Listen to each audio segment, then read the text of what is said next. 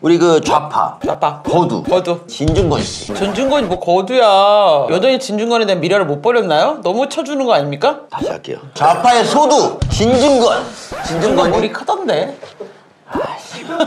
진중권이 류호정의 그 후원회장이 됐더라고요. 대체 이건 어떤 의미일까요? 늙으면 지갑 열린대잖아요. 근데 너무 웃긴 거는 진중권한테 내가 꼭 하고 싶은 말이 있는데 늙으면 입을 닫고 지갑을 열라는 말이 있잖아요. 그건 참 좋은 말이에요. 근데 늙은 남자가 젊은 여자한테 지갑을 여는 건 굉장히 위험한 거예요. 나는 늙었으니까 젊은 여자한테 지갑을 열겠다? 얘야말로 지금 당국대에 가서 교수님 대신 성인지 교육을 받아야 돼. 아 진짜. 아 그리고 나는 진중권이 최근에 입을 닫은 적 있어? 나는 그런 순간을 본 적이 없어요. 언제 입을 닫아? 더 가열차게 입을 열고 있잖아. 그러니까 너무 웃긴 게 진중권은 서민 교수님 같은 동료 남자들에겐 입을 열고 젊은 여자들한테는 지갑을 열어요. 난 남녀 다 여는데. 교수님 특히 남자한테 더 많이 열어. 최국. 우리가 교수님. 최국 슈퍼챗 보고 마음을 닫았잖아. 앞으로는 최국 지갑을 열자. 우리 지갑 열 때가 아니다 지금. 우리 최국님이 좌파 최국님이 우리보다 슈퍼챗을 4배 받는다는 사실을 알고 교수님 그걸 나한테 보내고 앞으로 밥은 최국이 사는 걸로 우리들은 합의했어요. 제가 이렇게 정확하게 얘기했어요. 강간을 당했어도 아이를 낳았다면 그 아이는 사회에서 관용적으로 받아줘야 된다라고 얘기했어요. 그런데 진 선생님이 저한테 강간 당해도 애를 낳아야 된다 이렇게 얘기한 이런 여자가 있냐. 근데 그 말은 아닙니까? 강간한 여인이 아를 낳는 상황 자체를 아니요. 아이를 낳았다면 그 아이를 얘기한 거예요. 자, 강간을 해서 애를 낳는 상황 자체를 성정한다라는 것이 그렇게 들릴 소지가 있고 이런 건 해석의 영역이잖아요. 제가 그 얘기를 얘기했는데 제가 여가부 장관이 그러니까 지금 우리 해석으로는 뭐냐면은 보세요. 제가 그런 상황도 납득 가능한 상황이고 용인 가능한 상황이라고 전제하고 있다라고 저는 그 해석을 하는 거죠. 그 아이를 어떻게 합니까? 아니 애초에 그런 일이 없게 했어야 된다는 거죠. 강간당한 여인이 그걸 애를 왜 낳습니까? 실제로 그걸 갖다가 실제로 강간당한 아이도 낳아야 된다고. 아니 제가 그렇게 얘기 안 했다니까요. 그걸 낙태를 금지시켜야 된다고 주장하는 사람들도 있고. 아니 그런 잠깐만요. 그러니까 두 분 어떤 말씀이었냐면 낙태가 금지된 필리핀에서는 한국인 남자들이 취하고 도망쳐도 코피노를 다 낳는다. 너무 가난하거나 성폭행을 당해 임신을 원치 않을 경우에도 우리 모두가 부드럽게 받아들일 수 있는 관용이 있으면 여자가 어떻게든 아이를 키울 수 있다고 생각한다. 저 넘어서도 보십시오. 원하지 않을 경우에도 우리 모두가 받아들일 수 있는 관용이 있으면 이게 뭡니까? 원하지 않을 경우에도 우리가 관용. 이거는 말이 안 된다고 보거든요. 네, 진 교수님 마무리해 주시고 이제 저 얘기의 전체적인 맥락은 이거였어요. 앞에서부터 쭉 보시면요. 아이를 보호해야지 된다는 것이 전체적인 맥락이었어요. 지금 얘기한 게 다 해석이지 않습니까? 그것도 되게 비표준적인 해석이에요. 제가 저만 지적했던 게 아닙니다. 수많은 언론들이 그 당시에 지적했고 아니죠. 수많은 언론들이 경향신문에서 바로 고쳤고요. 아니요. 그거 지적하신 분은 진 선생님 뿐이세요. 아니 그거는 예컨대 고소를 하거나 그러면은 피곤하기 때문에 언론사에서 그냥 대충 그렇게 하고 넘어가는 경우가 아니죠. 수많은 사람들이 지금 제가 총선 끝나고 고소할 리스트에 진 선생님도 포함되어 있어요. 예, 하세요. 네, 그럴게요. 예, 하십시오. 네. 그리고 그 남의 인권을 60년 이상 된 사람의 인생을 그렇게 말 한마디로 폄하하지 마세요. 예. 제가 언제 강간한 애를 낳으라고. 수많은 사람들이 그렇게 좀 받아들였거든요. 라고 한다면 본인이 표현하는데 잘못이 있다고 인정을 하셔야 됩니다. 진 선생님은 모든 표현을 정확하게 하십니까? 저도 비난받아요. 네. 저도 사과합니다. 그래서 국민들이 바보가 아니거든. 양쪽 주장 다 들어보고 판단하면 되는 건데 그중에 한쪽 주장은 그냥 주장인데 지금도 해석이잖아요. 해석 중에 특정 해석만 옳은 거고 이거는 가짜고 해서 거기다 고소를 하고 뭐 징벌적 손해배상 청구하고 이럴 필요가 없다는 거예요. 그거 갖고 징벌적 손해배상하겠다는 생각은 없었습니다. 좀 전에 그 말씀하신 거 그런 해명한 거 있지 않습니까? 지금 저거는요. 그것도 다 보도가 됐던 거고 저도 들었던 겁니다 이미. 마무리. 저 발언이고요. 낙태가 금지된 필리핀에서 한국인들이 남자 취하고 도망쳐도 코피노를 다 낳는다. 마치 우리가 저걸 따라해야 되는 것처럼 저게 모범인 것처럼 얘기가 되잖아요. 제가 언제 모범인 것처럼 얘기를 했습니까? 아니 저 말이 그렇게 어떻게 들려요. 해석을 그렇게 하세요? 그럼 표현을 잘못하신 겁니다. 많이 공부하신 분이 왜 그런 표현을 하세요? 거예요, 아니죠. 저기의 방점은 아이를 보호한다는 데 있는 거예요. 그만하시고. 본인은 그렇게 하지만 남들의 귀에는 그렇게 안 들린다는 겁니다. 선생님 귀가 이상하신 거죠. 이제. 아니 거기에 보시면요. 동영상을 보시면요. 강간한 여자도 애를 낳아야 한다고 제가 얘기했다고 알겠습니다. 하셨습니다. 한번 동영상 보시겠어요? 아니 저건 진 교수님 그만하시라고 마이크 꺼주세요. 아니 근데 이천수가 그 원희룡 후보 후원회장이잖아요. 그래서 같이 다니더니 김진애가 몸쪽 부리듯 한다 그랬잖아요. 그럼 유호정이 이제 몸쪽으로 진중권을 고용한 건가요?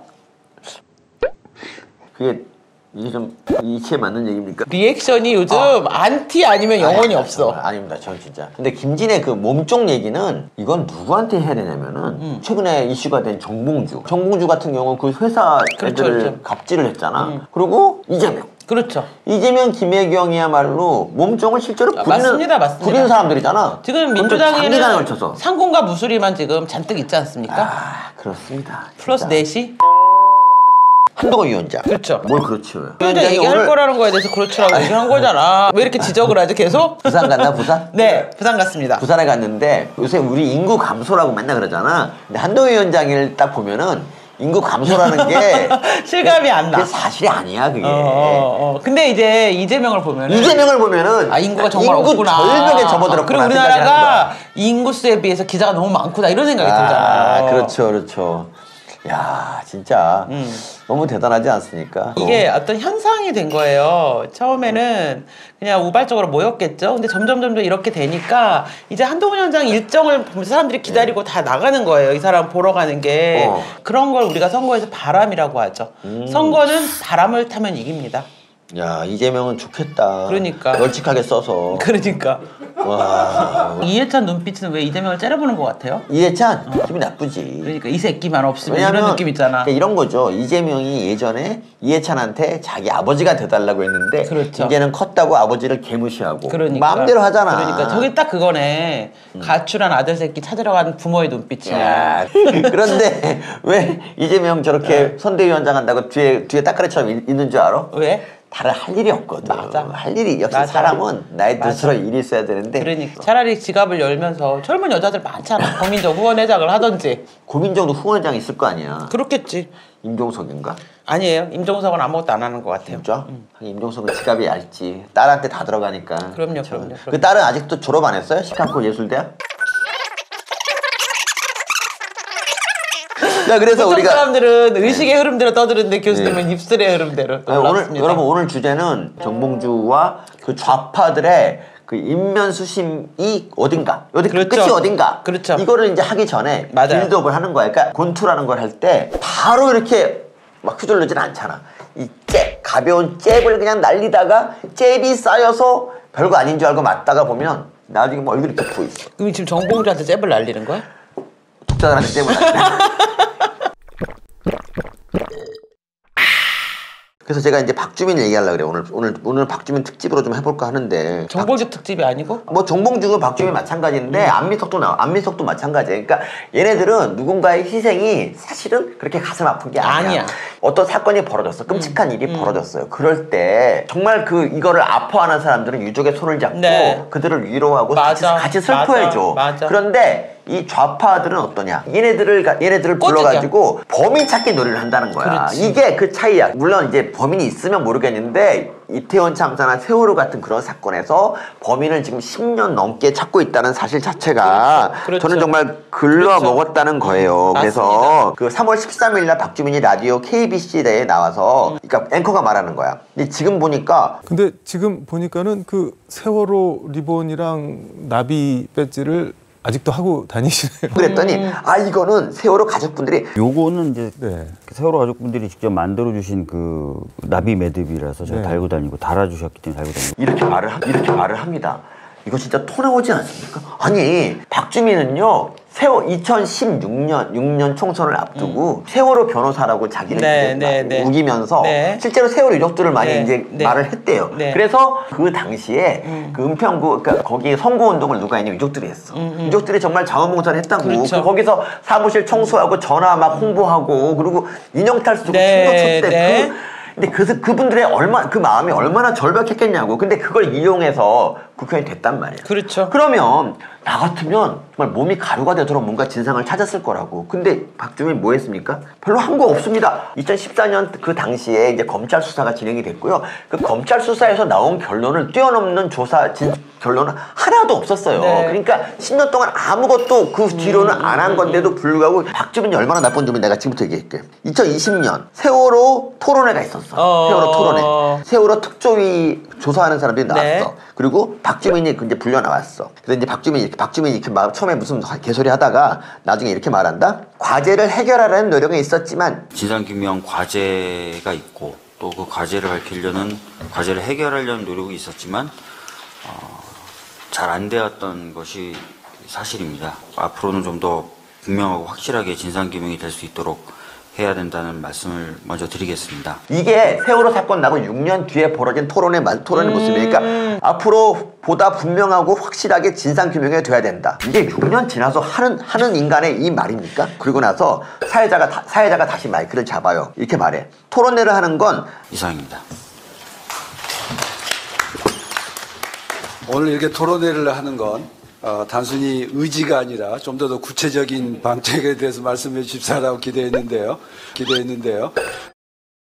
여전히 의지와 원칙에 대한 것만 말씀하시니까 좀 그렇습니다. 이 사회자가 이거를 박주민을 그리고 박주민이 얼굴이 썩어 점점. 그러더니 세월호 특조위 사람이 나와서 연단에 말하면서 이렇게 말해요. 제가 박주민 의원님이 며칠 전 제가 그 박주민 의원님이 며칠 전에 하신 그 박주민 TV에서 한 일하는 국회 세월호 편을 잠깐 이제 스쳐 지나가면서 봤는데, 실은 그 지점에서 빠르게 침몰한 이유에 대해서 그 정보 업데이트가 박주민 의원도 안 되셨다는 생각이 들었고. 그러니까 뭐냐면 왜 빠르게 침몰했는지 조사가 끝나고 보고서까지 나왔어요. 근데 세월호 변호사 박주민이란 놈이 그것도 안 보고 지 유튜브에서 혼자 옛날 거 가지고 떠드냐. 공부도 안 하고 아무도 관심도 없지 않느냐. 보고서나 좀 읽고 최소한 세월호 변호사 하면 그딴 거라도 읽어야 된다라는 얘기를. 새로 나온 결과는 조금 네가 업데이트를 해야지.